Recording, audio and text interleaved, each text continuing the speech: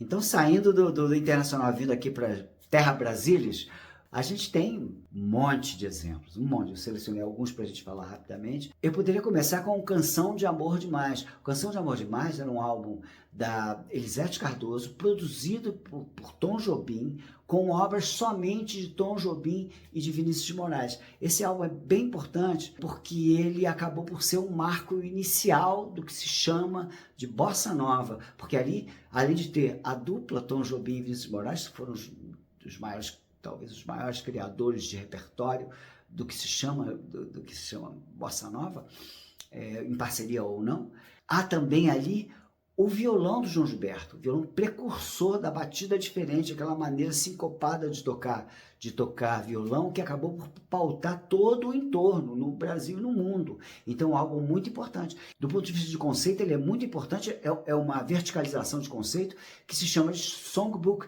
Ele reverbera uma coisa que já era feita nos Estados Unidos há muito tempo, que eram os songbooks, né? Ella Fitzgerald fazia songbooks, Sarah Vaughan, enfim, um monte de artistas do jazz, principalmente, faziam songbooks, gravavam somente a obra de um determinado artista. Isso é conceito também, esses projetos também são conceitos que você pode tirar proveito em algum momento na tua vida, principalmente o intérprete. Então, esse é um songbook do Tom e do Vinícius. Então, ele já é, 1958, já é uma pauta interessante sobre o conceito de álbum. Mas aí a gente vai mergulhar em dois de 1972, olha quanto dois, que é o Clube de Esquina, Milton Nascimento e Lô Borges, e o Acabou Chorare dos Novos Baianos. Por favor, posso pedir uma coisa para vocês? Escutem esses discos. Eles disputam até hoje, cabeça, com uma leve ultrapassagem contemporânea do Clube da Esquina em face aos Novos Baianos, o Acabou Chorare, mas na verdade não existe isso, né? Qual é a fruta que você prefere, laranja ou banana? Não existe, né? Às vezes você está com vontade de comer uma banana ou chupar uma laranja, sei lá. Isso não existe esse tipo de competição, né? Graças a Deus, isso na verdade reforça o conceito, né? Tudo que eu estou falando, porque quando você é diferente, isso não quer dizer que você seja melhor. Isso quer dizer que você é diferente. Ser diferente é bom, porque nós somos diferentes. Nós temos que aplicar essa diferença no nosso trabalho, seja ele qual for. Então, o Milton Nascimento é bem interessante esse disco de 1972, conforme eu falei, porque ele pegou o Lô Borges, que era um menino da família Borges. O Milton já tinha feito carreira internacional, gravado na A&M, 2 álbuns, e o Lô Borges era o caçula artístico da família Borges, que já compunha muito legal. Então ele chegou e bancou e assinou um disco, porque o Clube da Esquina é um disco coletivo? É, certamente um disco coletivo, mas assinado por 2 artistas, Milton Nascimento e Lô Borges. Lô Borges estava servindo exército, na verdade servia exército, e o Milton já grande. Então muita coragem, os AIRs da Odeon compraram essa ideia e fizeram esse disco. É um disco, talvez seja assim, a primeira ideia de disco coletivo mesmo, ao lado dos Novos Baianos também, que tem um disco super coletivo, muito coletivo. Então eles chegaram a alugar, quase todos os mineiros, chegaram a alugar uma casa de praia em Piratininga e ficavam todos lá ensaiando o tempo todo. Aí saíam de lá, não havia ponte Rio-Niterói no Rio de Janeiro, tinha que dar a volta por Magé para ir para o estúdio da Odeon gravar. Então é uma coisa muito coletiva. Para falar uma música só, tem uma música chamada Trem Azul, que é a composição do Lô Borges, com letra do Ronaldo Bastos, que virou um grande clássico na voz do Lô Borges.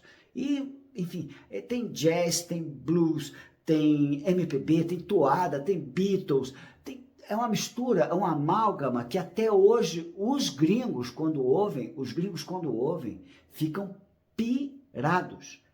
Hoje, pirados. Acabou de estar na relação de 50 mais mundial de álbuns. Então, olha só, respeitem, ouve o Clube da Esquina, por favor. E o Acabou Chorare é semelhante, só que o Acabou Chorare, em comparação com o coletivismo, digamos assim, do Clube da Esquina, ele é um passo adiante, porque os Novos Baianos moravam juntos, moraram juntos um tempo em Salvador, moraram juntos um tempo em São Paulo e moraram juntos um tempo no Rio. Só que no Rio eles ficaram ali entre Botafogo e o Recreio dos Bandeirantes, no sítio do vovô. Mas talvez Botafogo seja mais importante na estrada dos Novos Baianos, porque em Botafogo, o Galvão, que era letrista das melodias do Moraes Moreira, que também era um novo baiano, estava lá no meio da galera, ele era de uma cidade chamada Juazeiro, uma cidade baiana chamada Juazeiro, da onde é também a Ivete Sangalo, e da onde é João Gilberto. João Gilberto já morava no Rio. Então ele teve a ideia de tentar aproximar o João Gilberto deles, porque eles vinham de um disco, o Jovem Rock vinha de um disco meio rock and roll e tal. Bom, o Ferro na Boneca, mas eles acabaram por, enfim, o artista vive elucubrando e elaborando, tem que ser assim. Então ele conseguiu aproximar o João Gilberto, inclusive, depois vocês leem a história, o João Gilberto visita, ele andava sempre de terno, visita eles finalmente na cobertura que eles tinham em Botafogo, onde moravam, sei lá, 15 cabeças, jogavam bola lá dentro, imagina o coitado do vizinho de baixo. Um dia ele apareceu de terno e reza a lenda que o Dade olhou pelo olho mágico e falou assim, ih, sujou, achou que era a polícia porque estava de terno, mas era o João Gilberto. O João Gilberto começou a frequentar e o João Gilberto foi super importante porque ele ajudou aos Novos Baianos a criar esse amálgama entre as 6 cordas do Jimi Hendrix e as suas 6 cordas de João Gilberto, as cordas de nylon, as cordas de aço. Então você escuta ali um disco com uma brasilidade gigantesca, mega influenciado pelo rock and roll da época, do começo dos anos 70. Então assim, o Acabou Chorar é uma obra prima. Volto a dizer, obra-prima que da mesma forma que o Clube da Esquina estourou o Trem Azul e outras, não foi só Trem Azul, o Acabou Chorar estourou Preta Pretinha, que era uma toadinha maravilhosa, top 10 de todas as reuniõezinhas de violão em acampamentos, e estourou de enjoar, tocava muito, muito, muito, muito, muito. Não foi só o único sucesso. Teve também o Brasil Pandeiro, que era uma regravação de Assis Valente, com aquela pegada do samba do Recôncavo, maravilhoso. Tirando Trincando, com a guitarra maravilhosa do Pepeu Gomes, enfim, aquele amálgama todo foi graças ao João Gilberto. Então esse disco tem que ser escutado, tem que ser furado. Vocês têm que escutar. Se vocês querem entender sobre o conceito, vocês precisam escutar esses discos. Clube da Esquina e Acabou Chorar. Aí a gente chega no outro, que eu vou dar exemplo para vocês escutarem também, que é o Chico Buarque Construção, de 1970. O Chico Buarque, esse álbum do Chico é o 5º álbum do Chico. Então era tão, digamos assim, pessoal em termos de conceito os álbuns anteriores, cheio de canções maravilhosas. Não estou falando disso, mas o Chico vinha fazendo álbuns tão não pensados necessariamente como conceito integrativo de canções, que ele chegava a chamar os discos de volume 1, volume 2, Chico Buarque de Holanda. O anterior chamava-se Chico Buarque de Holanda, número 4.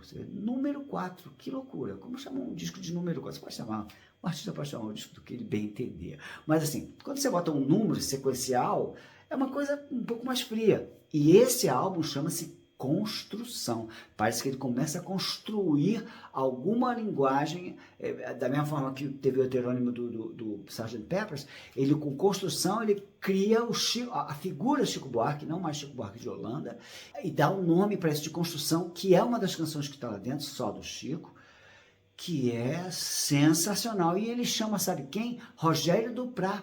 Olha aí o conceito, já tudo na cabeça dele. Rogério Duprat era o arranjador ligado aos Mutantes, ligado à cena paulistana, ligado à Tropicália, que de certa forma, entre muitas aspas, seria quase que uma antítese da música mais, entre aspas também, convencional que o Chico Buarque fazia. Então ele chamou, olha o que o Rogério Duprat fez naquela faixa, conseguiu criar uma cena urbana de uma morte por acidente de um operário numa construção maravilhosa, e aqueles versos concretistas que vai usando tijolo com tijolo num desenho lógico. Aquilo é uma obra-prima, Construção é uma obra-prima, e até hoje meu filho de 15 anos teve contato com a música, canta a música. Olha, minha gente, volto a dizer, conceito vende. Então o Chico Buarque criou esse disco Construção e começou, a partir dali, realmente ele começou a se misturar com todo mundo. Mais à frente ele vai fazer um disco ao vivo com o Caetano, enfim, tem aquelas histórias horrendas. Era um disco combativo também, anti-obscurantista. A gente vivia num regime militar sombrio desde 1964, de ultradireita, um horror, só fez mal ao Brasil. E os discos dos artistas antenados combatiam isso, e o Construção é um panfleto. É um panfleto contra isso. Tem, além de Construção, tem Deus lhe pague, que é uma música muito significativa. Não sei nem como passou na censura. Coisa que o Samba de Orly, que tem nesse disco, não passou. Tem uma frase que fala, pede perdão pela omissão um tanto forçada, ou seja, a omissão um tanto forçada foi quando ele foi obrigado a abandonar o Brasil e morar na Itália com a Marieta Severo e as filhas. Já na gravação do disco fala, pede perdão pela duração dessa temporada, pela omissão um tanto forçada, foi tocado pela duração dessa temporada. Mas assim, de certa forma, com muitas aspas, a censura acabava por motivar essas grandes obras que tinham que usar de duplos sentidos para expressar a revolta contra o regime.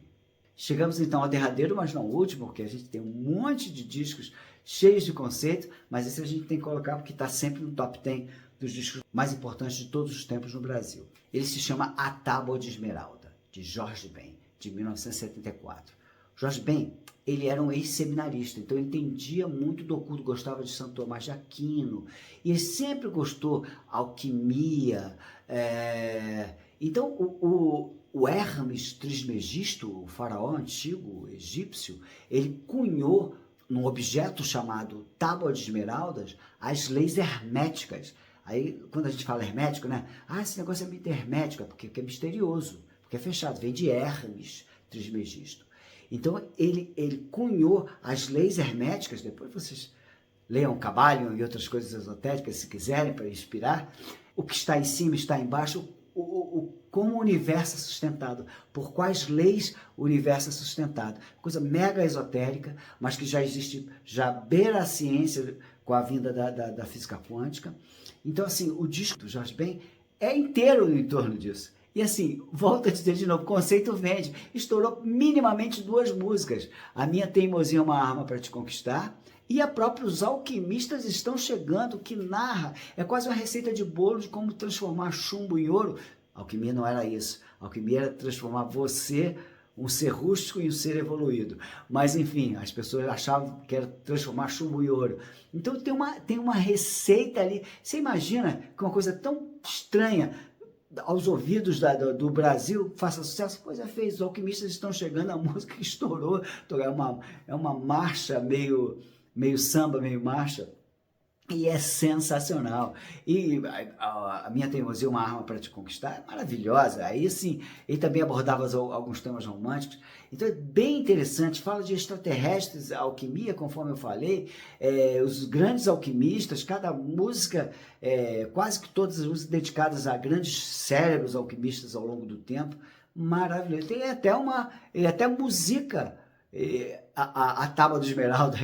E tem uma parceria com um tradutor da Tábua de Esmeralda. É louco demais. Muito interessante. Então, minha gente, isso tudo que eu falei é para mostrar para vocês que conceito vende, conceito identifica, conceito reforça a personalidade. Então, mesmo voltando ao início da história, mesmo que você tenha grana para fazer um single, você tem que pensar longe, você tem que pensar do tamanho da tua manifestação artística naquele momento através do teu repertório. Pesquisa repertório, compõe, faz uma massa de repertório para você trabalhar com ele dali, tirar o single se você não tiver dinheiro, ou se você tiver dinheiro para gravar o álbum, tira primeiro o single, o EP. Volto a dizer, é uma questão de marketing, de planejamento, não é isso que eu estou falando.